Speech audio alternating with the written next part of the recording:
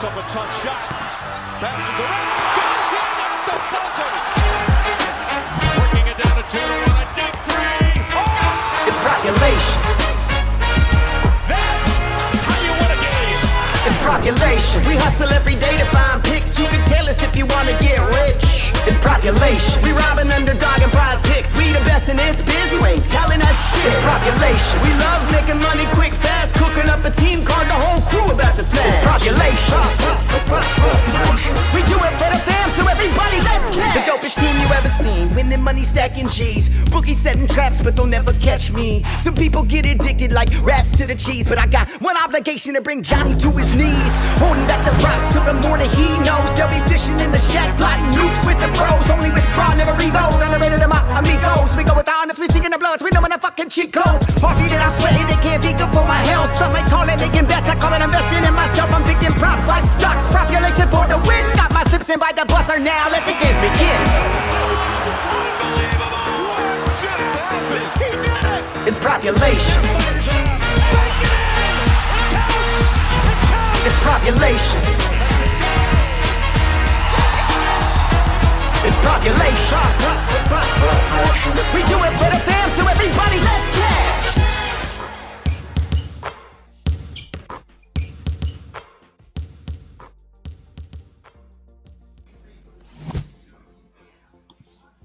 Hey, what's up, everyone? Happy Friday. We got Flex Friday going. So we thought with updated news and board, we try to get a 5-pick flex out, but we're still holding on a bunch of injury news. So how you doing, E? Doing pretty well, man. Just waiting on news, and hopefully we can get some stuff to work with here and, build up a nice pick for everyone. Yeah, we still have a somewhat limited board in terms of players on certain teams like the Cavs because Donovan Mitchell are very questionable. We still have the Clippers that are questionable. Paul George, Zubac.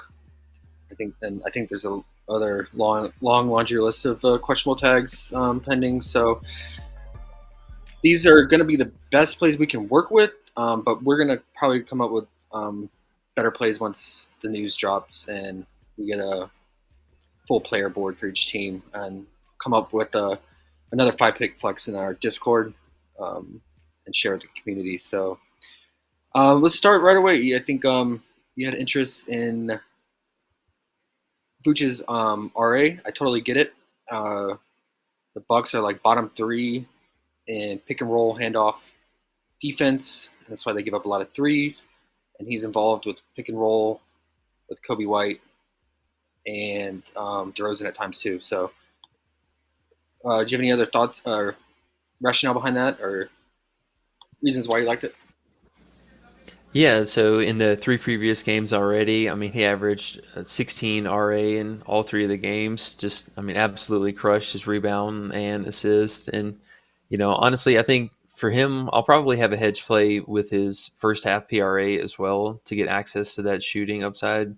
He's been a bucket lately, and his usage has been pretty steady over the last, basically the last entire month of February. So this game back at home, I think, as you mentioned, the Bucks are really struggling on the inside, and I don't know what's up with their, Brolo. He's been kind of hit or miss every single game with his time on the floor and what he's doing on defense. So you never know with him.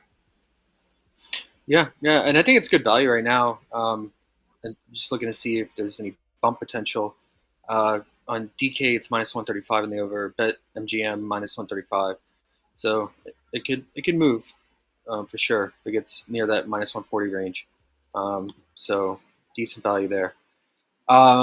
Next play on our list was if he plays. Oh, one other thing for Zubac or Vooch is his under dunks. He got lucky last game against was the Cavs and went double overtime. He got it at the end, but he has no lift in him anymore. It's usually like a broken play or he's open. Definitely always consider his under dunks. But back to the play. You like the rebound combo of Zubac and Bagley, right? But we don't know for sure if Zubac's playing. He was out last game with the illness, so I assume he's good to go because that was like 4 days ago, but never know. So it could DNP, but yeah, Bagley's been rebounding at a very high clip, and playing really steady minutes and playing really well, especially offensively, getting a lot of offensive rebounds. So, yeah, you like this one? Yeah, I think it's got a pretty solid value, and with Denny picking up a midday Q tag, we could also see him additionally sit out tonight, and that's just going to make their usage go up. Yeah. Did you look at the rebound chances lately of the Wizards?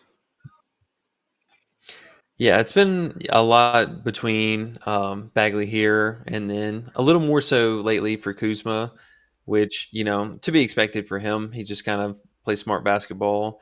But the biggest thing I think for Bagley, for me, the first time that these teams played, they had Gafford in there, and he was playing kind of limited minutes as well as Bagley off the bench, and Bagley still crushed it. I think he had 8 rebounds in a short amount of minutes. But now that he's playing 30 plus minutes, basically a game, which I would expect to be fairly close. Washington is back at home. Um, they are at home, right? If I'm not mistaken.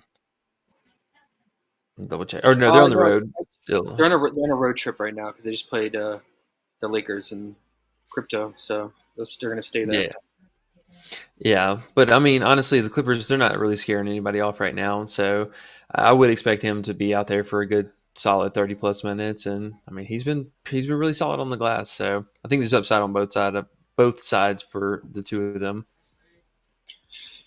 Yeah, don't mind it. Two solid rebounders here combined. It did get bumped. It was 16.5, so they're paying a tax now with the 17. If you don't want to pay the tax and say Zubac ends up playing, I definitely think you consider his first half potential here is either his points or his fantasy. Pretty much every big against the Wizards clears their lines in the first half, so absolutely crush it.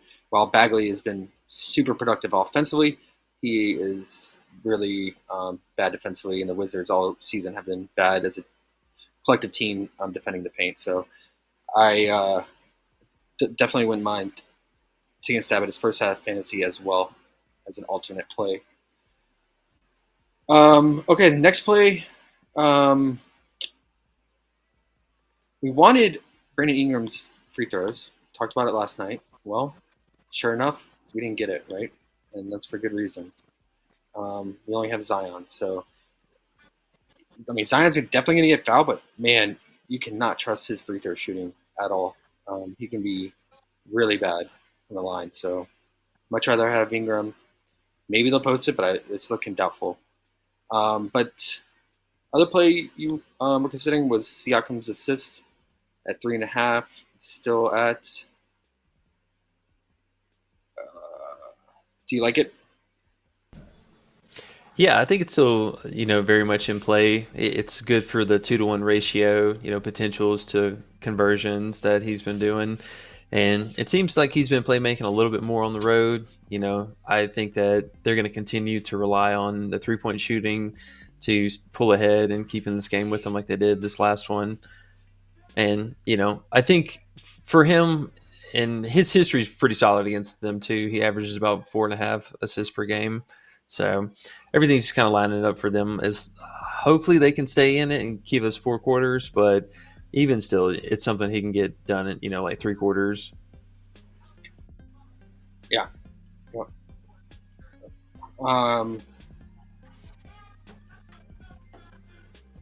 And then if you want positive correlation with that, a real solid correlation would be first quarter points. Miles Turner, we mentioned this last night in the stream and multiple times how his highest usage rate is in the first quarter. Big reason why Halliburton doesn't take that many shots in the first quarter and doesn't score that much. They run the offense through Miles Turner. He just had 8 against them. And yeah, they were going to him early and often in that game. It's a first quarter prop. I warn against them just because they can be volatile just due to the fact that if one of their teammates gets hot early, they're just going to keep feeding that player, and then obviously you have a small time window. So things like that could happen. Or if your player you're choosing is just ice cold to start. So it could be a quick clearance, but there are some factors to consider. But I yeah, I just think due to his usage in the first quarter and how productive he is, I don't mind it. Okay, and then our fifth flex play. What you got, E? For the last spot here, well, man, that's tough. I was definitely looking at something. I think from maybe this Boston game here, it looks like Luka's going to be good to go, and they did bump Jalen Brown's first half PRA by 1. Excuse me, sir. Donovan Mitchell out. Karis LeVert out. Wow, so Wow. it's the Garland show again. Great matchup for him. Okay. Well, I will be looking for his free throw prop because now he's going to have Azra on him the entire time. So, and we know what he does, and we know Garland can draw fouls. So, see if we get it. And obviously Yeah. his assist prop or PA. I imagine his assist will be at 8.5. Yeah, absolutely. There was another play that we discussed prior to getting on the show, and I'm just drawing a blank on it.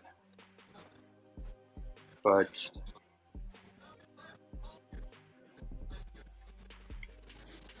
We're still waiting on a little bit of news. We got Anthony Edwards is still questionable. great. Yep.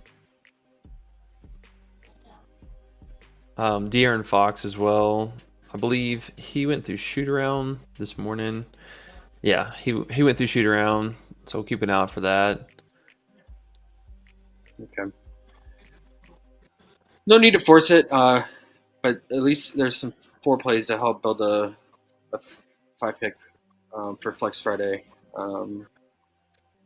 or if you're building a 6-pick flex for Flex Friday. But yeah, how do you feel about Vince Williams? All his lines are like they're the highest they've ever been, and I get it because he's playing Portland, and there's no Jaren Jackson. But it's the highest we've ever seen him. You think it's too risky going to his PR? I mean, his shot volume is way down, but I will say, depending on if Kennard plays, I think mostly they are just really thin at bodies tonight. You know, Rose is out. Conchair as well is trending towards out, and I think also the biggest thing is GG Jackson. He got a Q tag somewhere in there, so they honestly might only have like 8 players max tonight, or there's a good chance of that. Brandon Miller just got ruled out too. Oh wow.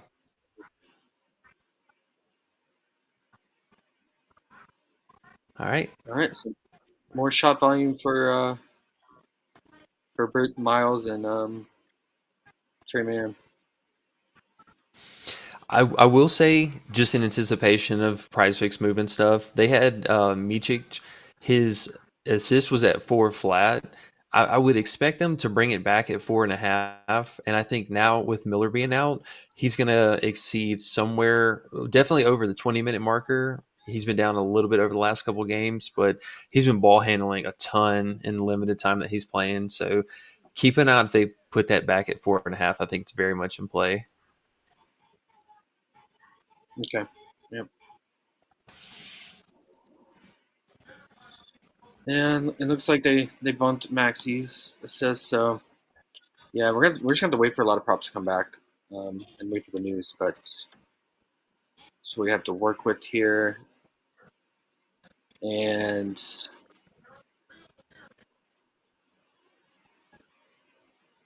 yeah, I'll say that with Pods being out, that's definitely a rebound boost for guys like Moody and Kuminga. So if you want to do like Kuminga's PR or even just his rebound, it totally makes sense.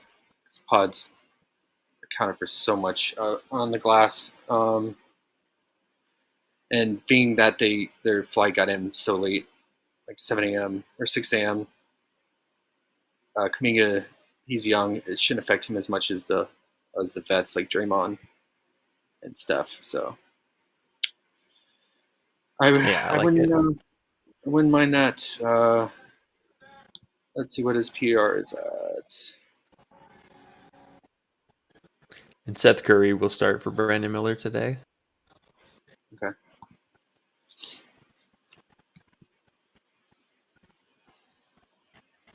Yeah, I can see him snagging like 6-7 boards here and getting close to 20 points. So it's not bad value. I feel like they're gonna have to really rely on him today with how much they've been playing and being on a back-to-back and lack of sleep. So, okay. I like it. He's going to be covering Scotty Barnes as well, so a lot of rebound chances. Yeah, yep. We'll try to be back on tonight. I don't know how many games are tomorrow, but yeah, hop on tonight to find some early value for Saturday slate. Alrighty, I'll catch you in the Discord. All right, man. Good luck today, everyone. See you guys.